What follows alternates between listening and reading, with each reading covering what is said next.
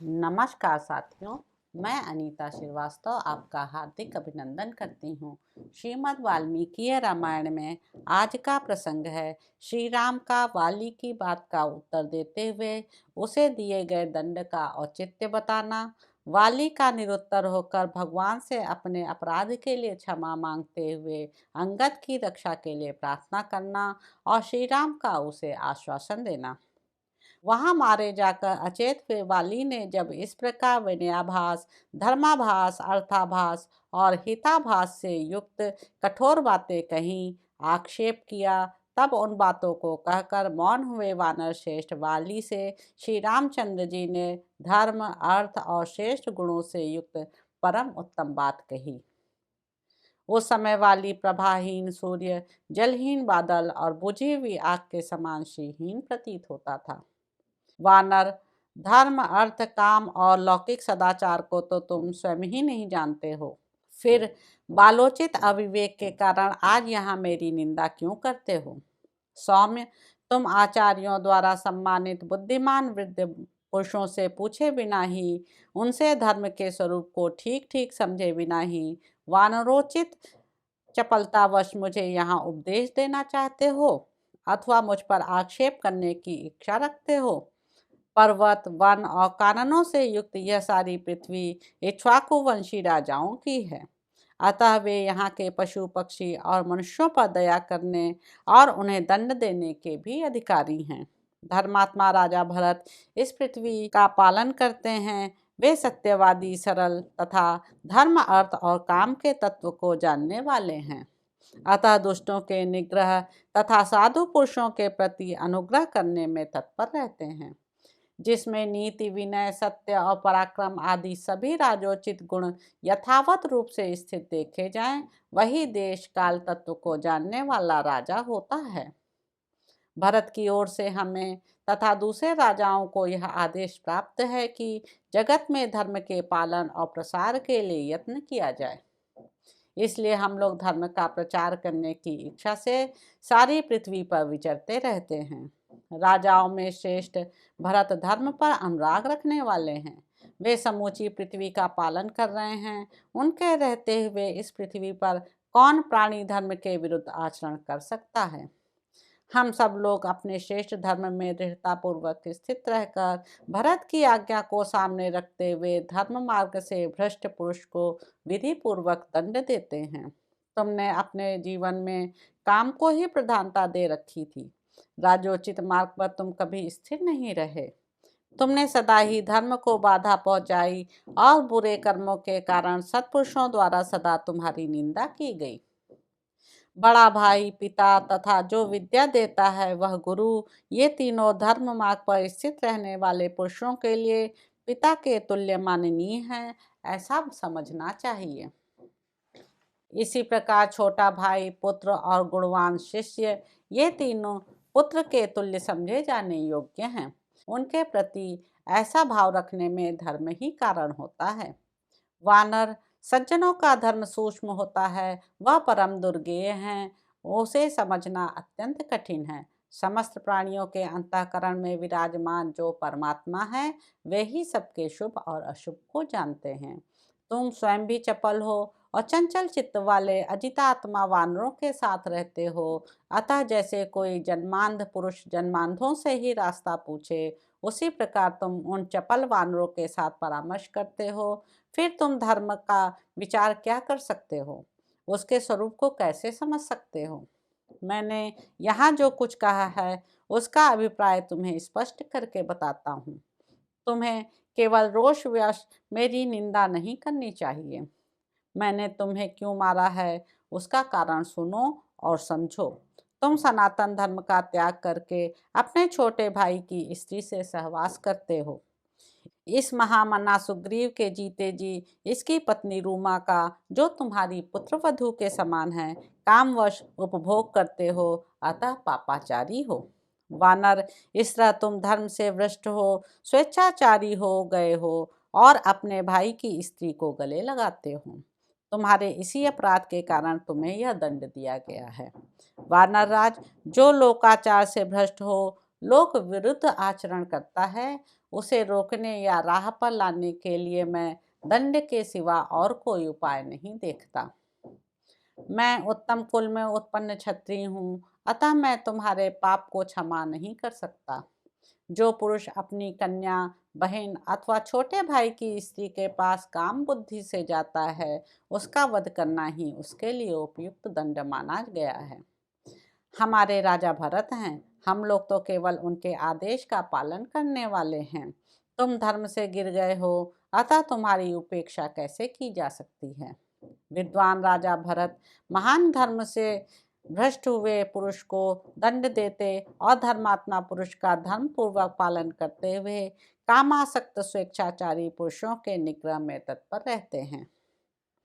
हरीश्वर, हम लोग तो भरत की आज्ञा को ही प्रमाण मानकर धर्म मर्यादा का उल्लंघन करने वाले तुम्हारे जैसे लोगों को दंड देने के लिए सदा उद्यत रहते हैं। सुग्रीव के साथ मेरी मित्रता हो चुकी है। उनके प्रति मेरा वही भाव है जो लक्ष्मण के प्रति है।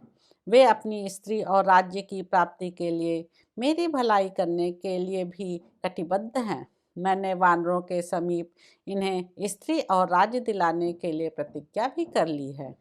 ऐसी दशा में मेरे जैसा मनुष्य अपनी प्रतिज्ञा की ओर से कैसे दृष्टि हटा सकता है। ये सभी धर्मानुकूल महान कारण एक साथ उपस्थित हो गए, जिनसे विवश होकर तुम्हें उचित दंड देना पड़ा है। तुम भी इसका अनुमोदन करो। धर्म पर दृष्टि रखने वाले मनुष्य के लिए मित्र का उपकार करना धर्म ही माना गया है। अतः तुम्हें जो यह दंड दिया गया है वह धर्म के अनुकूल है, ऐसा ही तुम्हें समझना चाहिए। यदि राजा होकर तुम धर्म का अनुसरण करते तो तुम्हें भी वही काम करना पड़ता जो मैंने किया है। मनु ने राजोचित सदाचार का प्रतिपादन करने वाले दो श्लोक कहे हैं जो स्मृतियों में सुने जाते हैं और जिन्हें धर्म पालन में कुशल पुरुषों ने सादर स्वीकार किया है। उन्हीं के अनुसार इस समय यह मेरा बर्ताव हुआ है। मनुष्य पाप करके यदि राजा के दिए हुए दंड को भोग लेते हैं तो वे शुद्ध होकर पुण्यात्मा साधु पुरुषों की भांति स्वर्गलोक में जाते हैं। राजा दंड दे अथवा दया करके छोड़ दे, चोर आदि पापी पुरुष अपने पाप से मुक्त हो जाता है, किंतु यदि राजा पापी को उचित दंड नहीं देता तो उसे स्वयं उसके पाप का फल भोगना पड़ता है। तुमने जैसा पाप किया है वैसा ही पाप प्राचीन काल में एक श्रमण ने किया था। उसे मेरे पूर्वज महाराज मानधाता ने बड़ा कठोर दंड दिया था, जो शास्त्र के अनुसार अभीष्ट था। यदि राजा दंड देने में प्रमाद कर जाएं तो उन्हें दूसरों के किए हुए पाप भी भोगने पड़ते हैं तथा उसके लिए जब वे प्रायश्चित करते हैं तभी उनका दोष शांत होता है। अतः वानर श्रेष्ठ, पश्चाताप करने से कोई लाभ नहीं है। सर्वथा धर्म के अनुसार ही तुम्हारा वध किया गया है, क्योंकि हम लोग अपने वश में नहीं हैं। वानर शिरोमणि, तुम्हारे वध का जो दूसरा कारण है उसे भी सुन लो। वीर, उस महान कारण को सुनकर तुम्हें मेरे प्रति क्रोध नहीं करना चाहिए। वानर श्रेष्ठ, इस कार्य के लिए मेरे मन में न तो संताप होता है और न खेद ही। मनुष्य बड़े बड़े जाल बिछाकर, फंदे फैलाकर और नाना प्रकार के कूट उपाय करके छिपे रहकर सामने आकर बहुत से मृगों को पकड़ लेते हैं। भले ही वे भयभीत होकर भागते हों या विश्वस्त होकर अत्यंत निकट बैठे हों। मांसाहारी मनुष्य सावधान, असावधान अथवा विमुख होकर भागने वाले पशुओं को भी अत्यंत घायल कर देते हैं, किंतु उनके लिए इस मृगया में दोष नहीं होता। वानर धर्मज्ञ राजर्षि भी इस जगत में मृगया के लिए जाते हैं और विविध जंतुओं का वध करते हैं। इसलिए मैंने तुम्हें युद्ध में अपने बाण का निशाना बनाया है। तुम मुझसे युद्ध करते थे या नहीं करते थे, तुम्हारी वध्यता में कोई अंतर नहीं आता, क्योंकि तुम शाखा मृग हो। वानर श्रेष्ठ, राजा लोग दुर्लभ धर्म, जीवन और लौकिक अभ्युदय के देने वाले होते हैं, इसमें संशय नहीं है। अतः उनकी हिंसा ना करें, उनकी निंदा ना करें, उनके प्रति आक्षेप भी ना करें और ना उनसे अप्रिय वचन ही बोलें, क्योंकि वे वास्तव में देवता हैं जो मनुष्य रूप से इस पृथ्वी पर विचरते रहते हैं। तुम तो धर्म के स्वरूप को न समझकर केवल रोष के वशीभूत हो गए हो, इसलिए पिता पितामहों के धर्म पर स्थित रहने वाले मेरी निंदा कर रहे हो। श्री राम के ऐसा कहने पर वाली के मन में बड़ी व्यथा हुई। इसे धर्म के तत्व का निश्चय हो गया। उसने श्री रामचंद्र जी के दोष का चिंतन त्याग दिया। इसके बाद वानर राज वाली ने श्री रामचंद्र जी से हाथ जोड़कर कहा, नरश्रेष्ठ, आप जो कुछ कहते हैं बिल्कुल ठीक है, इसमें संशय नहीं है। आप जैसे श्रेष्ठ पुरुष को मुझ जैसा निम्न श्रेणी का प्राणी उचित उत्तर नहीं दे सकता। अतः मैंने प्रमादवश पहले जो अनुचित बात कह डाली है, उसमें भी आपको मेरा अपराध नहीं मानना चाहिए। रघुनंदन, आप परमार्थ तत्व के यथार्थ ज्ञाता और प्रजाजनों के हित में तत्पर रहने वाले हैं। आपकी बुद्धि कार्य कारण के निश्चय में निर्भ्रांत एवं निर्मल है। धर्मज्ञ, मैं धर्मभ्रष्ट प्राणियों में अग्रगण्य हूँ और इसी रूप में मेरी सर्वत्र प्रसिद्धि है, तो भी आज आपकी शरण में आया हूँ। अपनी धर्म तत्व की वाणी से आज मेरी भी रक्षा कीजिए।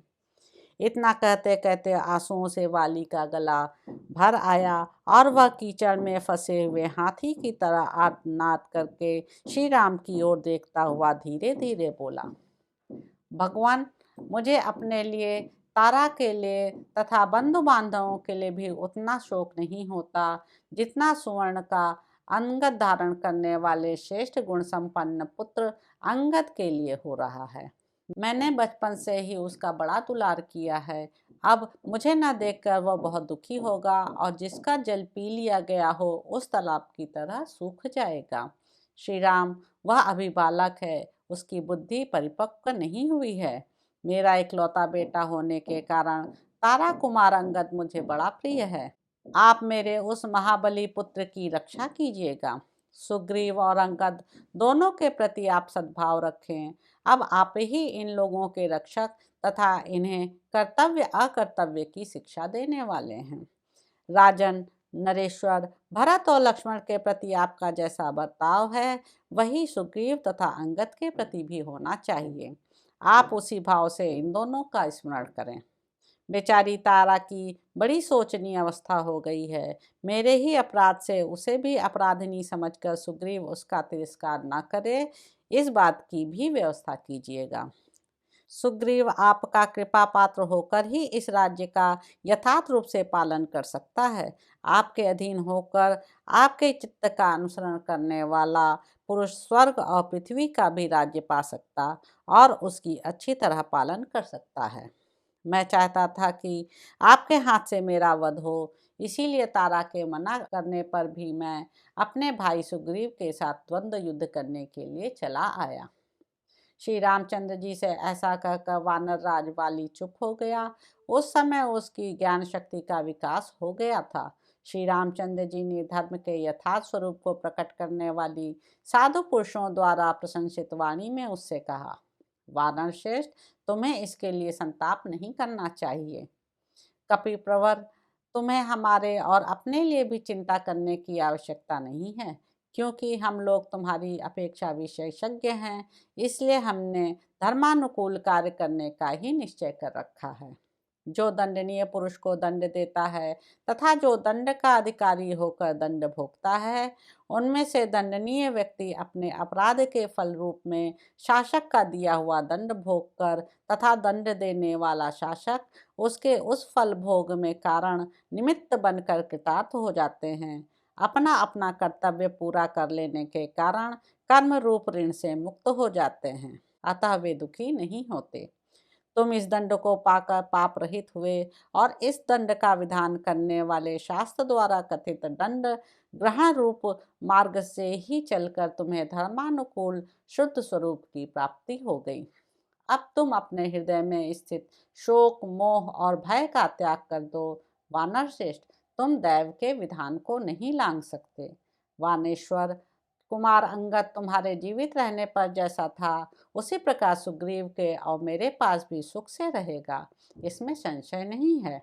युद्ध में शत्रु का मान मर्दन करने वाले महात्मा श्री रामचंद्र जी का धर्म मार्ग के अनुकूल और मानसिक शंकाओं का समाधान करने वाला मधुर वचन सुनकर वानरवादी ने यह सुंदर युक्ति युक्त वचन कहा, प्रभो, देवराज इंद्र के समान भयंकर पराक्रम प्रकट करने वाले नरेश्वर, मैं आपके बाण से पीड़ित होने के कारण अचेत हो गया था, इसलिए अनजान में मैंने जो आपके प्रति कठोर बात कह डाली है उसे क्षमा कीजिएगा।